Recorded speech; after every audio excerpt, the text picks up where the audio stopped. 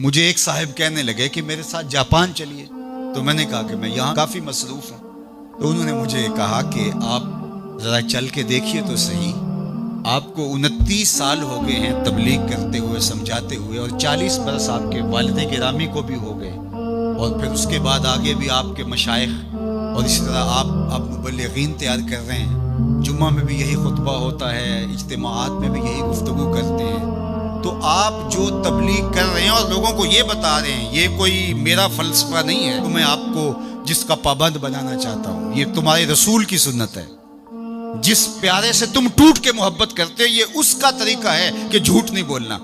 कहा समझा समझा के 29 साल जिस कौम को हो गए हैं, आप जापान में देखिए वो कर रहे हैं, और नई अकदार को दरियाफ्त करने के लिए आगे बढ़ रहे हैं। ये तो कर चुके हैं, वो किसी से दगा नहीं करते, झूठ नहीं बोलते, किसी से फराड नहीं करते। उनको किसी मजहब ने नहीं ये बताया, उनकी माँ की गोद से तरबियत मिली कि झूठ नहीं बोलना, उसकी माँ की गोद से तरबियत मिली किसी से धोखा नहीं करना, किसी से फराड नहीं करना।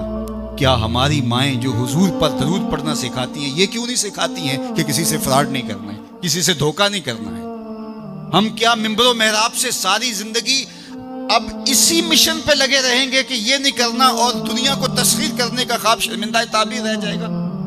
यार, जब बच्चा होता है कच्ची क्लास के अंदर, तो उसको पूरने डाल के दिए जाते हैं, आपको अगर याद हो तो, और उसके ऊपर वो लफ्ज लिखता है, और वो मैट्रिक तक चला जाए, अभी तक पूरने ही जो है उसको डाल के देने पड़े, तो फिर वो किस तरह मास्टर करेगा? यार, अभी तक हम सच बोलने के आदी नहीं हुए। पूरी कायनात के अंदर मोहम्मद अरबी का दीन कैसे पहुंचाएंगे? हम कैसे पहुंचाएंगे? दुनिया कहां से कहां चली गई और हम कहां खड़े? अकबर अलाहाबादी ने कहा था, मिस पे है अपनी नजर और सीम उनके हाथ में। हम अभी तांबे को देख रहे हैं और वो चांदी भी उठा के ले गए।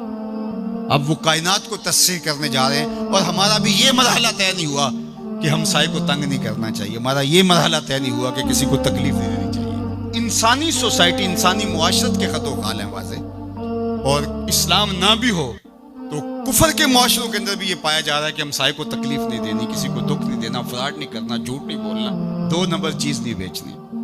और हम क्या है? हम तो दवाइयों के अंदर भी मिलावट कर लेते हैं, और मुसलमान हम हैं, जैसे हम आशिक़ रसूल ऐसे ज़माने में कोई नहीं।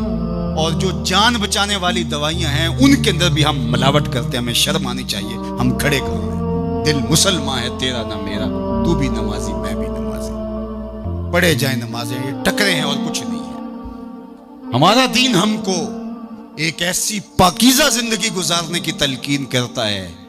यार, हमारे सामने हुजूर का नक्शा हो, हमारे सामने हुजूर की तालीमात हो, इतना नूर बरस रहा हो उनकी सीरत के अनवार का, और फिर भी हम अपनी जिंदगी जो है वो दुरुस्ती ना कर पाए, तो फिर क्या सारी जिंदगी हम यही काम करते रहेंगे? सारी जिंदगी यही कहते रहेंगे कि झूठ नहीं बोलना, झूठ नहीं बोलना, कहते रहेंगे हम, इससे इनकार नहीं है। लेकिन कायनात को तस्खीर कैसे करेंगे जब इस मरहले से नहीं निकलेंगे? तो मेरी आरज़ू ये है कि देखो, मैंने अपनी कब्र में जाना है, आपने अपनी लहद में उतरना है। मैं और आप अपने आप को ये मत समझिए कि वो संवरेगा तो मुआशरा ठीक होगा।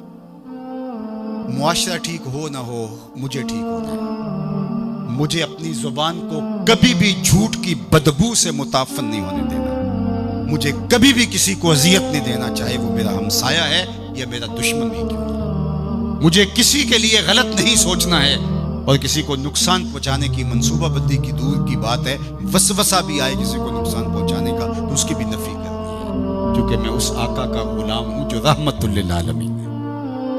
तो उस आका के लाए हुए निज़ाम शरीयत को नाफिज करने के लिए हमें अमली कदम उठाना पड़ेगा।